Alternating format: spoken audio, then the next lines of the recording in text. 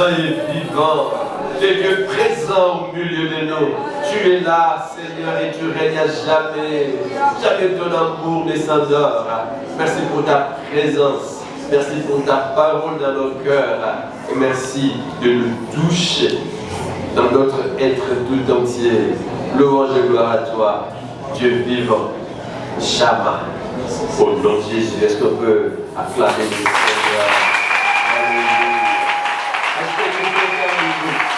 Est-ce que tu peux acclamer? Est-ce que tu peux acclamer? Alléluia, alléluia, alléluia. Acclamez-le.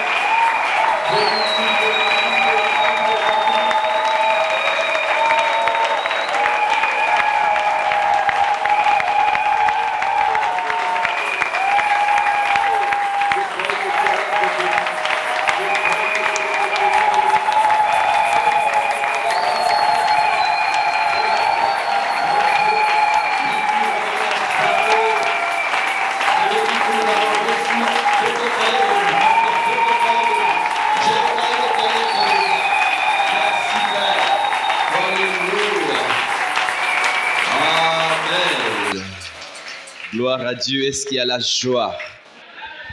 Merci Seigneur. Quelle grâce de nous retrouver encore ce matin dans la maison de Dieu. J'aimerais relire notre texte des Juges 13. Je commencerai à partir du 2e verset jusqu'au 5e. Et nous sauterons pour lire les versets 24. Juges 13, 2 à 5 et 24. Il y avait un homme de Coréa, du clan de Dan, nommé Manoah. Sa femme était stérile et n'avait pas eu d'enfant. L'ange de Yahvé apparut à cette femme et lui dit, « Tu es stérile et tu n'as pas eu d'enfant, mais tu vas concevoir et tu enfanteras un fils. Désormais, prends bien garde, ne bois ni vin, ni boisson fermentée, et ne mange rien d'impur, car tu vas concevoir et tu enfanteras un fils. Les rasoirs ne passera pas sur sa tête, car l'enfant sera nazir de Dieu, dès le sein de sa mère. L'enfant sera consacré à Dieu, dès le sein de sa mère. Lui qui commencera à sauver Israël de la main des Philistins. Verset 24. La femme enfanta un fils et lui donna le nom de Samson. L'enfant grandit et l'Éternel les bénit. Et l'esprit de l'Éternel commença à l'agiter, à macaner Dan entre Turéa et Eshtaol. Amen. Nous voulons continuer à parler de Samson. Nous avons noté, 1, qu'il est né dans des circonstances particulières, et 2, il avait un statut particulier.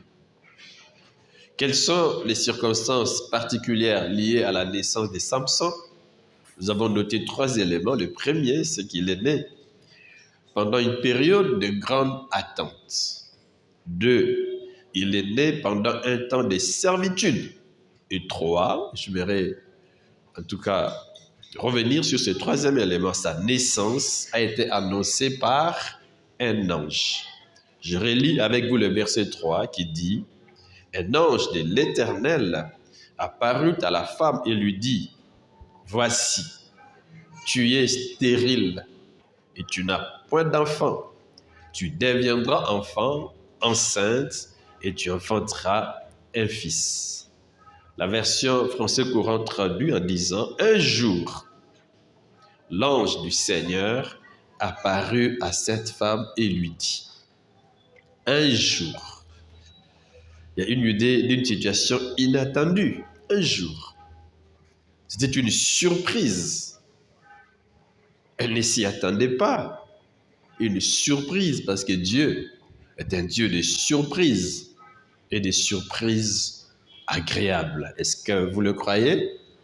Oui. Il prend plaisir à nous faire des surprises. On a réfléchi alors que s'y attend le moins, lui vient pour nous visiter. Il y a un coup de fil. Il y a quelqu'un qui frappe à la porte et qui nous apporte une bonne nouvelle. Et j'ai prié que Dieu, en tout cas avant la fin de cette année, te fasse des surprises. Surprises agréables. Surprises agréables. Donc il y a l'idée d'une situation inattendue, d'une surprise.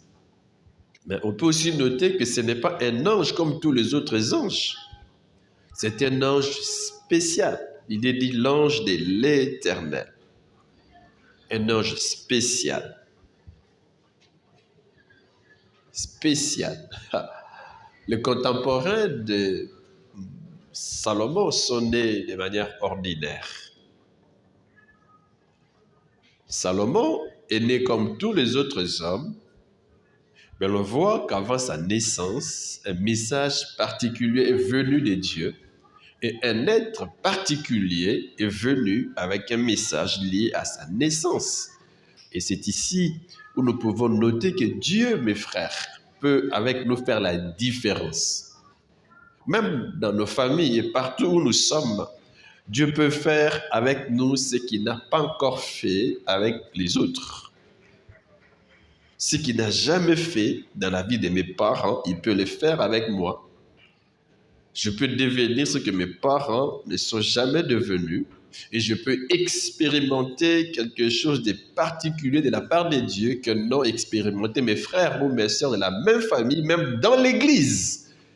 Amen. Il y a un ange qui vient avec ce message. L'ange est porteur d'un message. C'est un message d'espoir. Très important. Espoir pour Manoah, espoir pour son épouse. Alors qu'ils étaient seuls, rien ne bougeait dans la maison, l'ange vient avec un message d'espoir. Mais ce n'est pas seulement espoir pour Manoah et son épouse, mais aussi l'espoir pour la nation d'Israël. Ah oui, pour la nation d'Israël, Dieu qui touche Manoah, mais qui vient aussi toucher la nation. Et quel est ce message? Le verset 3 répond en disant, « Je sais », ça c'est une autre version, « que tu n'as pas d'enfant parce que tu es stérile. » C'est le message, n'est-ce pas, de l'ange à la femme de Manoah. « Je sais que tu n'as pas d'enfant parce que tu es stérile. Pourtant, tu vas être enceinte et tu donneras naissance à un fils. » 3 faits ici. Le premier, l'ange dit « Je sais ». Depuis toujours, je sais. Je connais ta situation, tes pleurs, tes douleurs. Et qu'est-ce que Dieu sait? C'est le deuxième fait, tu es stérile et tu n'as point d'enfant. Tu y es resté pendant longtemps. Tu es resté pendant longtemps dans cette situation. Pendant longtemps. Mais je sais. Je sais. Mes frères, Dieu sait. Dieu sait. Il n'oublie rien de ce qui nous concerne. Il sait. Il voit. Et mes frères, Dieu dans nos vies ne croise pas les bras. Dieu travaille tous les jours. Et chaque jour, Dieu travaille. D'ailleurs, la Bible dit que Dieu renouvelle ses bontés et ses compassions pour nous. Chaque matin, il le renouvelle. Nous devons croire que Dieu est capable de faire avec moi au-delà de ce que j'ai expérimenté hier. Et croire que Dieu est avec moi, quels que soient les temps, quelles que soient les circonstances, quels que soient les lieux. Dieu est avec moi. Dieu connaît ma situation. D'ailleurs, ma vie est entre ses saintes mains. Est-ce que vous êtes avec moi? Je sais.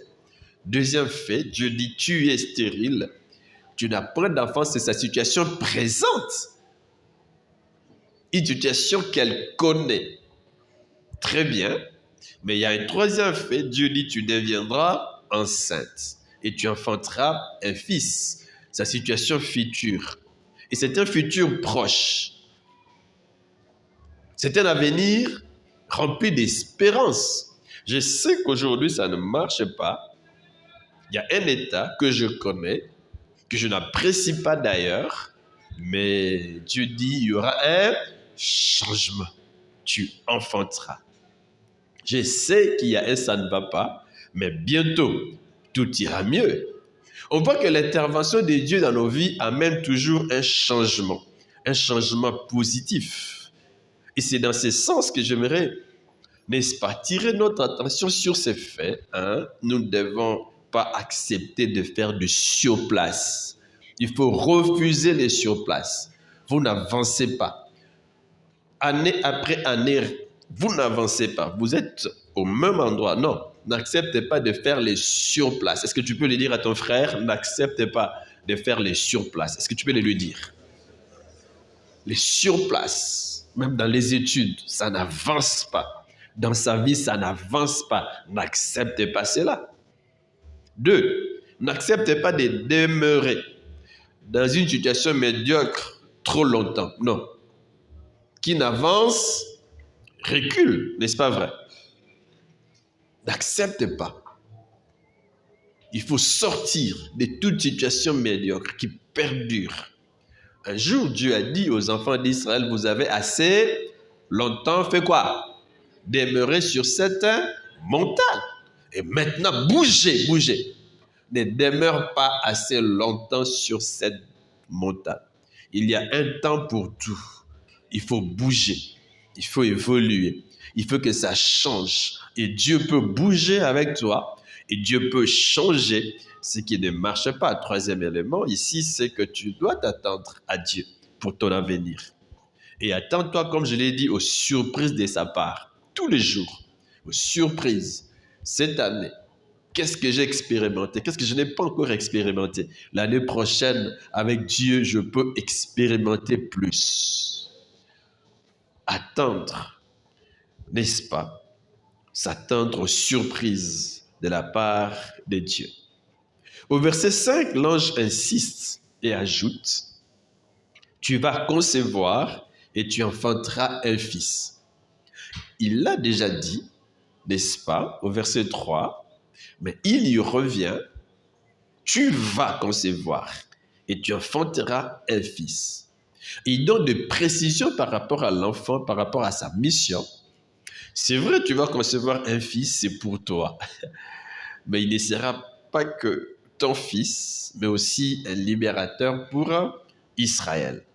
L'ange ajoute en disant, c'est lui qui commencera à sauver Israël de la main des Philistins. Avant, c'est normal. Manoah et son épouse, comme tout Israël, pleuraient parce que ça n'allait pas. Ils étaient sous la servitude, n'est-ce pas, des Philistins. Ils pleuraient. Mais eux-mêmes aussi pleuraient en tant que couple pour qu'ils aient un enfant. Mais Dieu qui vient, qui leur donne un enfant, mais qui ajoute que c'est lui le libérateur. Dieu passe par ces couples. Nous allons revenir à ces couples prochainement. Dieu dit, tu vas concevoir. Donc, il y a deux idées ici, au verset 5. Deux idées. Ça ne sera pas une œuvre achevée parce que tu vas concevoir et tu vas enfanter. Pas une œuvre inachevée, non. Dieu dit, je commencerai et j'amènerai cette œuvre à bonne fin. Parce que, mes frères, Dieu ne fait pas des œuvres inachevées. S'il a commencé avec vous, il vous conduira et vous arriverez au but. Vous savez comment les psalmistes soutiennent que Dieu nous conduisit au bon port. Dieu nous conduisit au port désiré. Il y avait des vents, il y avait des barrières, mais Dieu est intervenu et nous a conduits au bon port parce que Dieu nous conduit toujours au bon port. Amen. Il ne fait point des œuvres inachevées. Au verset 24, il dit, la femme enfanta un fils. Vous voyez, au début, c'était une promesse. Tu vas concevoir. La grossesse ne va pas s'arrêter en chemin. Tu conçois et tu enfantes. Et l'enfant réellement vient. Une promesse qui se réalise. On dit l'enfant grandit et l'Éternel les bénit.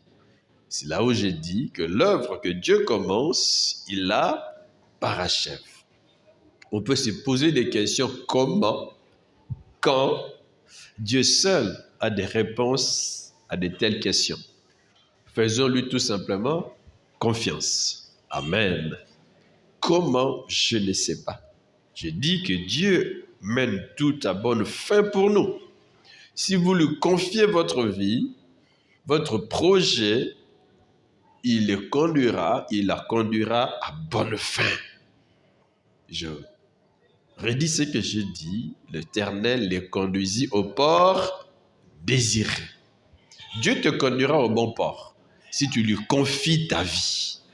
On peut s'inquiéter pour son avenir, on peut s'inquiéter pour ses études, on peut s'inquiéter lorsqu'il y a des ça ne va pas, lorsqu'une situation perdure, je ne me marie pas.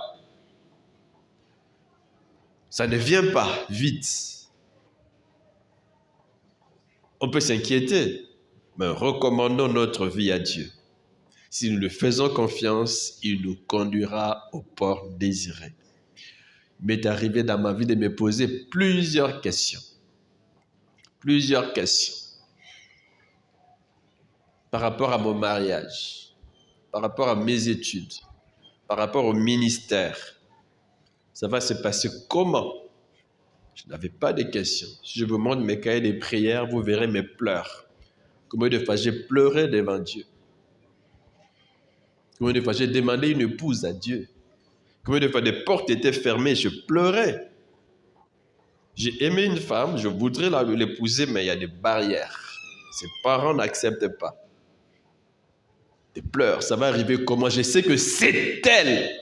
Mais comment? Les portes ne s'ouvrent pas. Que faire? Seigneur, j'abandonne tout entre tes mains. J'étais même une fois sur le point d'abandonner. Il y a un frère qui me dit non, Dieu est avec toi. Continue à lui faire confiance. Et un jour, les portes s'étaient ouvertes. Et ça marche. Par rapport à mes études, en tout cas, j'ai étudié difficilement. Difficilement. Trop de questions, mais Dieu seul s'est révélé. J'ai vu des amis parfois, mais pas pour dire chaplain. Ce syllabus-là, je veux te l'acheter. Dieu est magnifique. Dieu est magnifique. On étudie, quelqu'un qui me dit, je prends en charge tous tes livres. Vous savez, dans la formation théologique, les livres coûtent trop cher. Quelqu'un me dit, je prends en charge tous tes livres. Tout, je les prends en charge. Au fait, les derniers cours, 5 derniers cours, 5 derniers livres, il me dit, je prends tout en charge. Magnifique. Et là où on étudiait, je vois une lettre venir me dire, on te donne une bourse. C'était pas une bourse totale, mais une bourse partielle. Des questions. Comment je vais faire? Comment je vais payer les Minerva? J'ai déjà payé une partie. Mais la compte, comment? Une lettre qui vient des autorités académiques qui disent, on t'accorde une bourse partielle. Peut-être que quelqu'un est allé parler en ma faveur, je ne sais pas. Mais Dieu, mes frères, intervient toujours. L'église va commencer comment? Je ne sais pas. Comment? On essaie à gauche, on essaie à droite, on cherche ici, on cherche là-bas. Ça ne marche pas. Et puis Dieu lui-même vient ouvrir des portes. Il est passé devant lui qui me dit, écris. Chaque fois que je le voyais, il me disait, j'essaie. Toi, depuis que tu es venu ici, tu veux commencer une église, j'essaie. Il n'y a plus moyen de parler. Mais une fois, Dieu m'a dit, va lui parler. J'entre dans son bureau, je lui dis, et puis il me dit, écris cela. Écris que tu veux commencer, écris que tu es déjà prêt. J'ai écrit, il fait des annotations en disant, je suis d'accord. En rouge, je suis d'accord. Et quelques temps après, il meurt. Je prends seulement la lettre, j'amène auprès de ses assistants, je dis, voilà, les pasteurs étaient d'accord. Mes frères, Dieu est magnifique.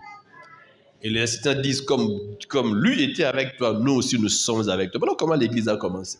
Trop de questions, comment? Mais mes frères, il n'y a que Dieu qui a des réponses. Si ça ne vient pas encore, attendons, ça viendra. Ouais. Comme dit Cantine, pas de cycle court, non. Ne cherche pas des raccourcis. Suis les principes de Dieu et laisse-le faire. Il agira. Amen. Très important. L'ange dit à la femme, c'est lui qui commencera à sauver Israël de la main des Philistins. Il va naître de vous. Mais cet enfant aura une mission particulière. Quelle est sa mission? Sauver Israël de la main des Philistins. Et il faut le noter. Si sa naissance a été annoncée par un ange, on dit l'ange de l'Éternel, c'est pour souligner l'importance de la mission de Salomon. Il était juge en Israël pendant combien de temps? 20 ans. Le 16e chapitre n'est pas arrivé du jour au lendemain. Il s'est passé 20 ans avant qu'il ne meure. Parce que souvent, on s'arrête au dernier épisode de sa vie, alors qu'il meurt, il a travaillé. Dieu veut souligner l'importance de la mission de Salomon. Voilà pourquoi sa naissance a été annoncée par l'ange. Il était l'instrument de Dieu pour le salut d'Israël. Est-ce que vous me suivez? Et on voit ici que sa naissance n'était pas seulement une bonne nouvelle pour ses parents, mais aussi pour tout Israël. Et cette vérité doit nous pousser à élargir notre vision de la vie. Dieu qui bénit Manoah et son épouse, mais au même moment, Dieu bénit Israël. Le dimanche passé, je parlais de double besoin de Dieu et des hommes qui se rencontrent, la rencontre de besoins.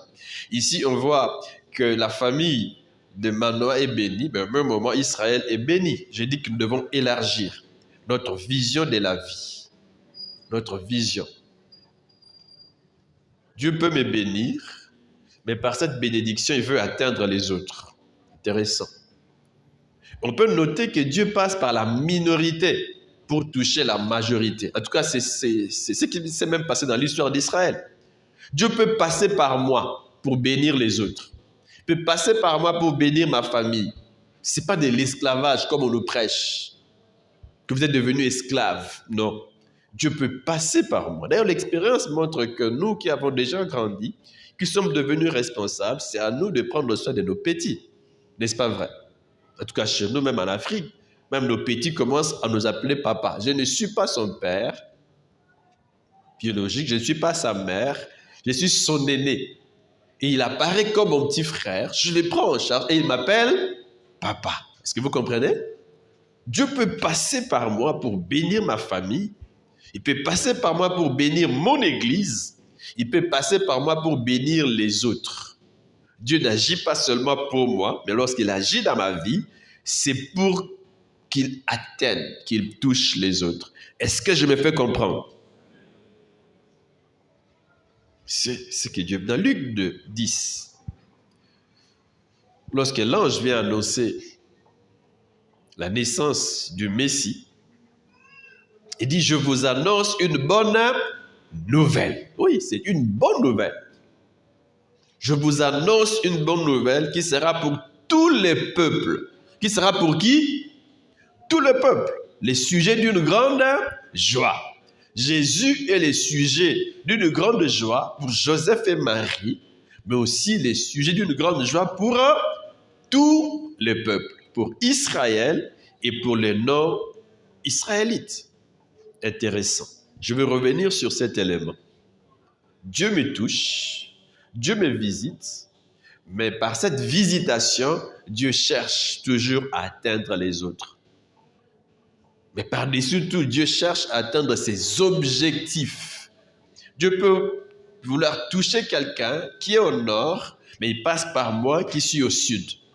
À moi de comprendre que Dieu veut que par moi, celui qui est au nord soit touché. Intéressant. Ne restons pas concentrés sur nous-mêmes, sur ma bénédiction, sur mon bonheur. Mais comprenez que nous sommes des intendants, des instruments entre les mains de Dieu pour que ces desseins, pour que ce projet s'accomplisse. Est-ce que vous êtes avec moi? Donc l'ange vient avec un message d'espoir.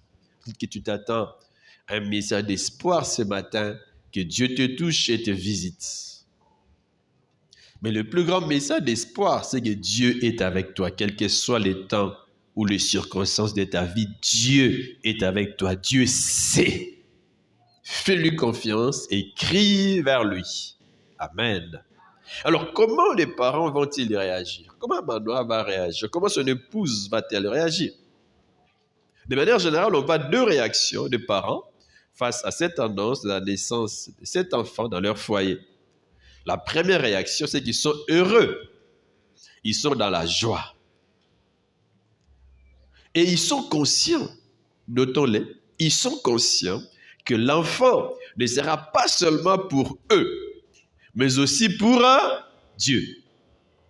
Est-ce que vous le voyez? Pas seulement un enfant, une bénédiction pour eux, mais une bénédiction pour Dieu, pour tout Israël. Parce que tout ce que Dieu nous donne, c'est pour nous, mais aussi pour lui. Est-ce que vous me suivez? C'est pour moi, mais aussi pour qui? Pour Dieu. Et cette pensée est mise à lumière dans plusieurs textes. Je nous propose ces seuls textes, 2 Corinthiens 9, 8. Et Dieu peut vous combler de toutes sortes de grâces.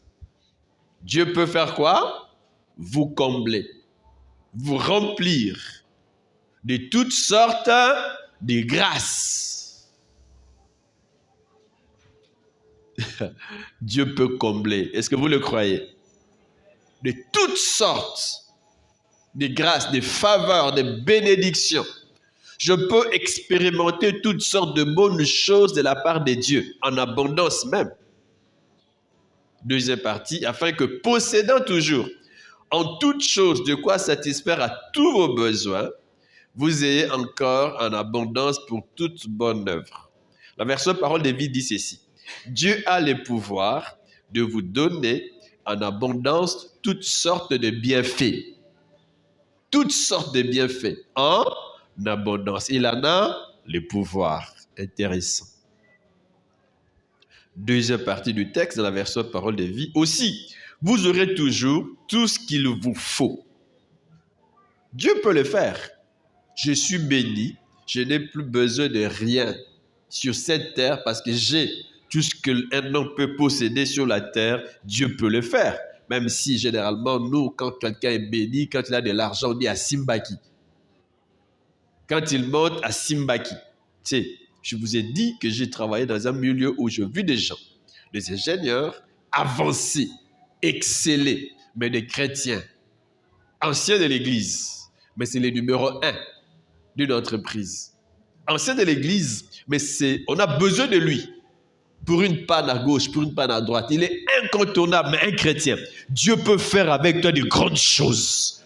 Parce qu'il donne de la sagesse et de l'intelligence. On a vu des gens comme des David, des gens comme des Joseph, qui ont défié l'occultisme.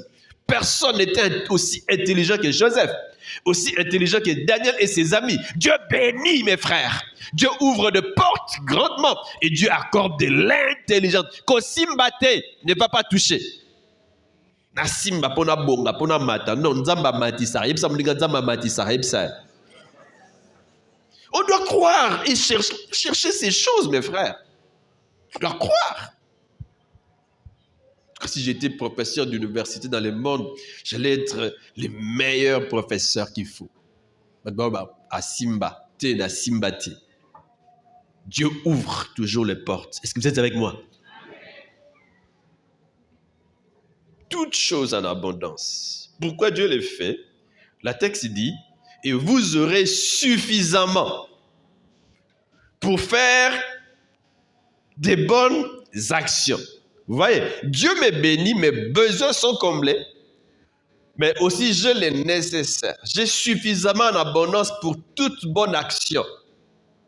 Je dis, ne nous concentrons pas sur nous-mêmes, sur notre bien-être. Lorsque Dieu te visite, Dieu te bénit, il comble tes besoins, mais il veut que par toi, le besoin des autres aussi soit comblé. Tournons-nous toujours vers les autres. Toujours. Vous savez ce qui s'est passé en Israël. Après la récolte, on laisse toujours une partie pour le pauvre, n'est-ce pas vrai? Pour qu'ils viennent glaner, pour qu'ils aient des fils que le minimum pour leur vie. Intéressant. Ils sont conscients, ils sont dans la joie, mais ils sont aussi conscients que l'enfant ne sera pas seulement pour eux. Ils ont désiré avoir un enfant, mais il ne sera pas seulement pour eux, mais il sera aussi pour qui? Pour Dieu. Aussi pour Dieu. Il sera aussi pour la nation d'Israël. Donc, il y a Dieu, il y a moi et il y a les autres. Intéressant. Dieu, moi et les autres. je suis au milieu. Je reçois des dieux et les autres reçoivent des dieux par moi. Lorsque Dieu vous visite, on vous fait du bien. Quelqu'un qui vient, qui vous donne $1000, $2000, vous pouvez les connaître ou pas. Quelle est votre réaction? Qu'est-ce que vous dites? Merci à qui? Ah, mais par-dessus tout, merci à qui? Si vous témoignez, qu'est-ce que vous allez dire? Que telle personne m'a donné, vous allez dire Dieu m'a visité. Vous voyez mes frères? Dieu m'a visité. Tel jour, Dieu m'a béni. Je n'avais pas d'argent, mais Dieu a touché quelqu'un. N'est-ce pas ça ce qu'on témoigne? Ah oui! Toute bonne œuvre donne gloire à qui? À Dieu. C'est important. D'un côté, donc, il y a Dieu. De l'autre, il y a les autres. Moi, je suis au milieu. Au milieu. Très important. Dieu nous touche et par nous, il touche les autres. Nous, mes frères. C'est regarder comme source de bénédiction pour les autres. Toujours. Toujours. Comme la solution de Dieu pour les autres. La solution de Dieu pour son œuvre. Très important. C'est regarder comme cela. Je suis la solution de Dieu pour les autres. Je suis la solution de Dieu pour l'Église. Je suis la solution de Dieu. La solution de Dieu est l'instrument entre la main et le. Je disais qu'il y a Dieu d'un côté, de l'autre il y a les autres. Moi je suis au milieu. Dieu nous touche et par nous il touche les autres. D'où ces deux attitudes. La première, c'est regarder comme source de bénédiction pour les autres, comme la solution de Dieu pour les autres et pour son œuvre. Il peut arriver que Dieu vous donne quelque chose. Au départ, vous dites c'est pour moi, parce qu'il y a un besoin. J'ai besoin de ceci, j'ai besoin de cela. Et effectivement, Dieu vient vous visiter. Il vous donne de l'argent, il vous donne des moyens, il vous donne des biens. Mais après, vous dites ce n'est pas pour vous. C'est pour les autres. Sommes-nous prêts à nous dessaisir de la chose pour les autres?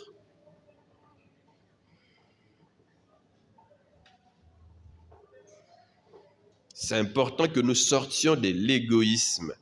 Deuxième attitude, c'est regarder comme instrument de Dieu pour le salut et la bénédiction des autres. C'est là où j'ai dit ne te réjouis pas seul. Ne mange pas seul. Fais-le avec les autres. Je nous pose une question, j'ouvre une parenthèse ici.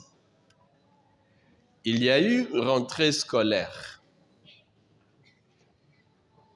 Je ne condamne personne, mais l'observation que je fais, c'est que comme on n'a pas annoncé de manière spéciale qu'on puisse aider ceux qui manquent ou ceux qui n'ont pas assez de moyens, personne n'a réagi dans l'église. C'est anormal. Sauf une famille qui a donné un carton de cahiers. Une seule famille. Une seule. Mais il y a combien de familles ici? Il faut que j'en parle, c'est mon devoir. Nous devons changer. Il faut tout changer. N'attendons pas qu'il y ait un appel spécial avant de réagir. Il faut seulement se dire, moi mes enfants, je me bats pour mes enfants. Ils ont quand même des cahiers, des très bons cahiers, de qualité. Ils ont des objets classiques de qualité, des catchs de qualité. Mais est-ce que tout le monde dans l'église peut se procurer ces choses? Dans ma famille, dans mon quartier. Ayons l'œil ouvert pour regarder autour de nous. Moi, Dieu peut te parler lorsque tu regardes. Tu cherches qui est-ce que tu peux aider. À qui est-ce que tu peux faire du bien dans ton quartier, dans ta famille. Tu regardes et tu pries, Seigneur, je peux faire du bien à qui dans l'église? Qui est vraiment dans le besoin? Dieu vous ouvrira les yeux, vous verrez. C'est anormal. Je n'ai pas prévu d'en parler. Mais c'est anormal. Nous avons un panier du social. Parfois, je pose la question, est-ce qu'il y a quelque chose dans les paniers du social? En tant que pasteur, on pleure parce que certains cas, certains besoins qu'on nous présente, certains appels qu'on reçoit, fait pleurer. Vous pleurez, vous voulez aider, mais vous n'avez pas assez de moyens. Moi, je dis, Seigneur, donne-moi des moyens. Vous pleurez. Quelqu'un qui est sur le point de mourir, si vous n'intervenez pas. Mais je peux poser la question, est-ce qu'il y a quelque chose dans les paniers là-bas? Il n'y a rien dans les sociales. Rien. C'est anormal. Nous vivons pour nous-mêmes. Non, nous ne devons pas vivre pour nous-mêmes. Dieu nous bénit pour nous, mais aussi Dieu bénit les autres par nous. Est-ce que vous me suivez? Je dois être conscient que je suis une source de bénédiction et je dois l'être. Un instrument de Dieu. La solution de Dieu. J'ai déjà donné quelques témoignages ici, à la borne. Il arrivait qu'il y ait un besoin. Quelqu'un qui a besoin de loyer, quelqu'un qui a besoin d'une Bible, quelqu'un. Et puis on dit, mais telle personne qui a besoin de la Bible, qui voit qu'il sera dans tel local. Celui qui a demandé de l'argent pour le loyer, qui passe dans tel local. Et il y a une histoire que l'on nous raconte, deux personnes qui prient. L'un, c'est un grand homme d'affaires qui demande de grandes choses de la part de Dieu par rapport à ses affaires. Et à ses côtés, il y a quelqu'un qui demande un peu d'argent, donne-moi $10. Je dis, mais c'est pas possible. Il fait entrer sa poche, sa main dans la poche et il sort $10 et il dit, prends, Dieu t'a exaucé. Et alors, joins-toi à ma prière, prie pour moi. Vous connaissez un homme de Dieu qui est déjà mort au Nigeria. Il y avait une conférence des serviteurs. Dieu l'a touché pour qu'il bénisse les pasteurs qui étaient là. Et il y a des gens qui ont demandé à Dieu un véhicule. Je ne sais pas s'il avait donné un sujet comme ça, s'il avait demandé et que ceux qui ont besoin de véhicules, n'est-ce pas, puissent se manifester, je pense, ou prier. Et après, il prend des clés, il dit, mais qui a demandé un véhicule au Seigneur? Il lui jette la clé, il dit, Dieu t'a exaucé. Qui a demandé, oh, moi, pasteur, Dieu t'a exaucé. Qui d'autre? Moi, Dieu t'a exaucé. Il devient la solution de Dieu pour les autres. C'est important. Saisis la pensée de Dieu et comprends là où il y a un besoin, il soit la réponse de Dieu à ses besoins. Amen. Pense toujours aux autres. Lorsque Dieu te bénit, Dieu te visite. Vous savez, une fois dans l'église, on avait besoin de $3,000 pour compléter les loyers. Les financiers sont là, ils savent. $3,000. Vous savez que parfois, généralement, les bailleurs n'est pas ici à Kin. Par exemple, depuis l'année passée, il n'est pas ici. Il peut appeler pour dire, donnez-moi, déposez cet argent là-bas, ou bien attendez-moi, je viens. Alors, on avait besoin de 3,000 pour compléter les loyers. On réfléchissait comment avoir les 3,000 qui me manquaient. On priait. Et puis, un ami m'appelle. Il me dit, Champlain, est-ce que tu peux me donner le numéro de compte de l'église? J'aimerais vous envoyer quelque chose. Mon cœur, il y a une joie dans mon cœur.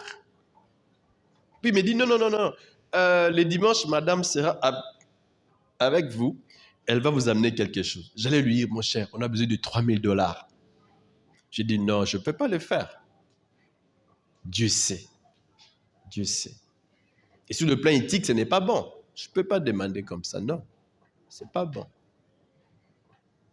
Si Dieu l'a inspiré pour nous bénir, Dieu seul sait ce qu'il va faire. Si c'est insuffisant, lui-même va compléter. Est-ce que vous me suivez? Et les dimanches après les cultes, son épouse me voit au bureau et me donne une enveloppe. Et après son départ, je l'ouvre. C'était $3,000. Et puis ça me dit, $3,000. 3,000. Magnifique. L'ami a été béni par Dieu et à son tour, il devient une bénédiction pour l'église de Dieu. Certainement, c'est Dieu qui lui a parlé. Mes frères, n'attendons pas qu'on voie un ange. Dieu peut nous parler par un chuchotement dans l'oreille, par une conviction. Fais ceci, fais cela. Il y a un besoin, Dieu le bénit et il est loin. Dieu le touche et il devient la solution de Dieu pour l'église. Magnifique. Laissons-nous conduire par Dieu et nous verrons comment les actions posées, les paroles, n'est-ce pas, vont contribuer au bonheur des autres et à l'avancement de l'œuvre de Dieu. Amen. C'est la première réaction des parents. Ils sont heureux, remplis de joie et ils sont conscients que l'enfant n'est pas seulement pour eux, mais aussi pour Dieu, pour tout Israël. Deuxième réaction des parents, c'est que les parents vont accepter de collaborer avec Dieu. Un, dans la naissance de l'enfant. 2, dans l'accomplissement de la mission que Dieu confie à l'enfant. Ils acceptent de collaborer. Si vous lisez bien ces textes, surtout à partir du verset 6, je m'aimerais les lire. Au verset 6, la Bible dit, « Et la femme vint et parla à son mari en disant, « Il est venu auprès de moi un homme de Dieu, dont la face est semblable à la face d'un ange de Dieu, fort vénérable, mais je ne l'ai point interrogé d'où il était et il n'a même point déclaré son nom. » Verset 7. « Mais il m'a dit, voici, tu vas être enceinte et tu enfanteras un fils. Maintenant donc, ne bois point de vin, ni de cervoise, en boisson fermentée, et ne mange aucune chose souillée. » C'est l'ange qui parle. Car cet enfant, en fait, la femme rapporte ce que l'ange lui a dit. Car cet enfant sera nazaréen de Dieu dès le ventre de sa mère jusqu'au jour de sa mort. C'est vrai, l'ange n'a pas dit jusqu'au jour de sa mort, mais du moins la femme comprend que c'est jusqu'au jour de sa mort. Vous êtes avec moi? Verset 8. Et Manoah pria instamment l'Éternel et dit, « Hélas, Seigneur, que l'homme de Dieu que tu as envoyé vienne encore, je te prie, vers nous, et qu'il nous enseigne ce que nous devons faire à l'enfant quand il sera né. Qu'il revienne et qu'il fasse quoi? Qu'il nous enseigne ce que nous devons faire. » Verset 12. Et Manoah dit, « Tout ce que tu as dit fera quoi? Arrivera. » Je crois que ça arrivera. Mais quel ordre faudra-t-il tenir envers l'enfant? Et que lui faudra-t-il faire? Vous voyez, mes frères,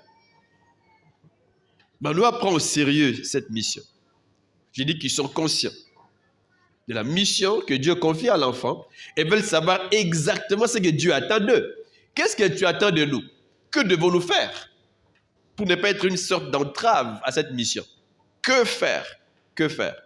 Les deux veulent s'instruire suffisamment sur leurs responsabilités par rapport à leur fils et au projet de Dieu pour Samson. Intéressant. Je nous pose ces quelques questions. Sommes-nous conscients de ce que Dieu attend de nous? Ils sont conscients et ils veulent savoir exactement ce qu'il faut. Sommes-nous conscients? Et combien de temps passons-nous à réfléchir, à prier pour savoir ce que Dieu attend de nous? Combien de temps? Savoir ce que Dieu attend de nous est la meilleure manière d'accomplir ce que Dieu attend de nous. Passons-nous assez de temps pour ça? Et il ne suffit pas peut-être de réfléchir et d'écrire. Je réfléchis, j'écris. Non, je réfléchis et j'écris, mais je dois aussi écrire. Je dois écrire. Qu'est-ce que Dieu m'a dit? Qu'est-ce que Dieu attend de moi? J'écris cela, j'écris. Est-ce que nous écrivons? En tant que pasteur, ou disons en tant que prédicateur, j'écris. De bout de pensée. Même si c'est la nuit, je me réveille. Toujours à côté de moi, il y a un papier, un carnet, un stylo. Toujours. Je me réveille, j'écris. Est-ce que vous me suivez? Pendant que vous priez, écoutez Dieu. Souvent, lorsque nous prions, nous nous mettons seulement à parler. Là, la prière devient un monologue. La prière est un... Est-ce que vous me suivez vraiment? Faites ceci. Je parle à Dieu et je l'écoute. Je parle et j'écoute. Même dans l'église, parfois, lorsqu'on laisse un moment de silence, on pense qu'on a arrêté la prière. Il y en a qui s'asseyent et qui regardent à gauche, à droite. Ils pensent que ce n'est plus la prière. La prière, c'est aussi rester longtemps devant Dieu sans parler. Je peux venir, il y a prière, mais je ne parlais pas encore. Je reste là devant Dieu. Je contemple sa gloire. Je reste là. Ou je viens de prier, mais je ne dis pas directement Amen. Je reste là. Je peux parler pendant 1 heure, mais je reste pendant 2 heures. Ça peut arriver. Je ne parle pas. Apprenons à développer ces habitudes. Mes frères, Dieu parle, mais c'est nous qui ne lui donnons pas assez de temps pour nous parler. On n'est pas disposé.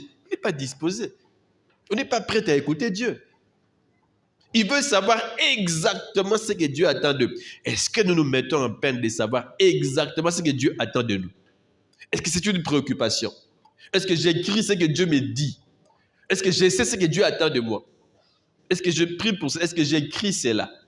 Est-ce que vous me suivez?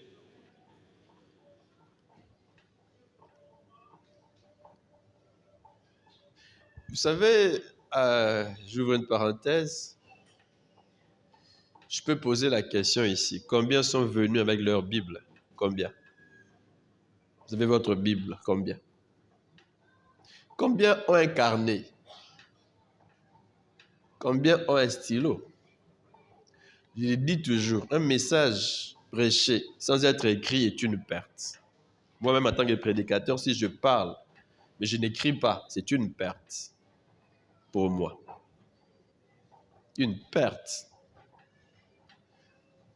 Mais tout ce qu'on nous prêche, c'est aussi une préparation pour nous. Vous serez peut-être demain un serviteur, un prédicateur. Vous devez avoir une base, mais vous n'avez rien. Vous n'avez jamais écrit. Une prédication peut venir directement de Dieu, Dieu qui vous inspire. Mais une prédication peut aussi être une inspiration. Lorsqu'un autre prédicateur prêchait, Dieu vous a ouvert l'esprit pour comprendre au-delà de ce que lui a dit. Une pensée qui vient de lui, une phrase, mais pour vous, ça devient une source d'inspiration. Maintenant, vous n'écrivez pas. C'est une perte. On vient le mercredi, c'est le jour de notre étude biblique, mais est-ce que nous venons avec nos Bibles? Est-ce que nous venons avec nos carnets? Est-ce que vous êtes avec moi? C'est mon rôle de nous le dire. On doit être des disciples. Des disciples. Des gens qui suivent l'enseignement du maître. Des gens qui écrivent ce qu'on leur enseigne, qui vérifient, qui s'approprient les enseignements. Amen. Manoah et son épouse cherchent à savoir exactement ce que Dieu attend d'eux. J'ai dit, sommes-nous conscients de ce que Dieu attend de nous? Deux, j'ai dit, combien de temps passons-nous à réfléchir et à prier pour savoir ce que Dieu attend de nous? Et la meilleure manière d'accomplir cela, combien?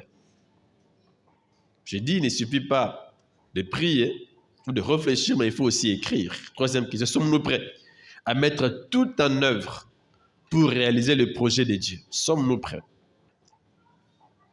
à mettre tout en œuvre pour que le projet de Dieu se réalise? On va voir que Manoah et son épouse ont mis tout en œuvre. Ils ont continué à suivre Samson. Sa naissance, sa croissance, même lorsqu'il commence sa mission, ils le suivent. Ils peuvent lui dire non, non, pas ça. Ils le suivent. Le projet de Dieu. Sommes-nous prêts à nous investir dans les projets de Dieu? Le salut des âmes, c'est le projet de Dieu. Gagnons-nous les âmes pour Jésus? Gagnons-nous les âmes perdues pour Jésus? C'est le projet de Dieu. Est-ce que vous me suivez? L'affermissement des autres, que ceux qui viennent de se convertir grandissent, c'est aussi le projet de Dieu. Je dois m'investir. Je dois gagner les âmes, je dois exhorter, je dois affermir les autres pour qu'ils croissent, qu'ils grandissent dans la connaissance de Dieu. C'est aussi le projet de Dieu. Même construire pour Dieu une maison, c'est aussi le projet de qui? De Dieu, mes frères. D'Exode 25, on voit comment Dieu vient, il dit, vous me bâtirez une maison. Vous me bâtirez. Le projet de Dieu. Est-ce que nous nous investissons pour le projet de Dieu? Si vous vous investissez pour Dieu, Dieu va s'investir pour vous. Si vous vous préoccupez du royaume de Dieu, Dieu va se préoccuper de vos besoins, de votre avenir. Est-ce que vous êtes avec moi? Notre bénédiction vient lorsque nous sommes conscients de notre mission et lorsque nous l'accomplissons. Dans le Nouveau Testament, on parle de Marie, la mère de Jésus, qui a réagi positivement au projet de Dieu. Marie, Luc 1, 31 à 38. Je vais lire le verset 31, le verset 34 et le verset 38. L'ange dit à Marie, tu deviendras enceinte, tu enfanteras un fils. Exactement comme dans le cas de Samson. et tu lui donneras les noms de Jésus. Verset 34. Marie dit à l'ange, comment cela se fera-t-il, puisque je ne connais point d'homme? Comment?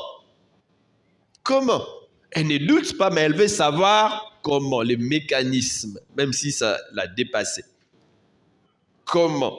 Et l'ange, verset 38, Marie dit, je suis la servante du Seigneur. Je suis disposée à être l'instrument de Dieu. Qu'il me soit fait selon ta parole. Et l'ange la quitta. Marie accepte de s'impliquer dans le projet de Dieu. Amen. Dans Luc 2, 19, la Bible dit, Marie gardait toutes ces choses. Elle les repassait dans son cœur. Elle gardait et elle les repassait. Parce que Courant dit, quant à Marie, elle gardait tout cela dans sa mémoire et y réfléchissait profondément. Une autre version dit, Marie, elle, conservait les souvenirs de toutes ces paroles et y repensait souvent pour ne rien oublier. J'ai dit qu'il est bon d'écrire les recommandations et les enseignements que nous recevons de Dieu pendant notre moment de prière ou de méditation et même pendant les cultes. Et cultivons la soif d'apprendre. Quelle bonne attitude. Ils sont conscients de leur mission et ils s'investissent. Intéressant. Ils sont conscients que Dieu les bénit et lorsque Dieu les bénit, c'est pour qu'ils soient une bénédiction pour les autres. Intéressant. Que Dieu nous aide, mes frères, à nous impliquer dans les projets de Dieu. Que Dieu nous aide à être conscients que nous sommes un canal par lequel Dieu agit.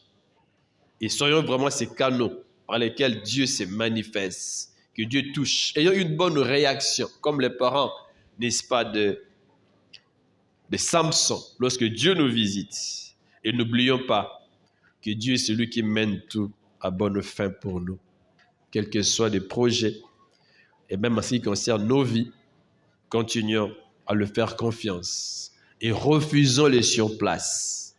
Refusons ces situations médiocres et attendons-nous toujours à Dieu pour notre avenir et nous le verrons se manifester dans nos vies.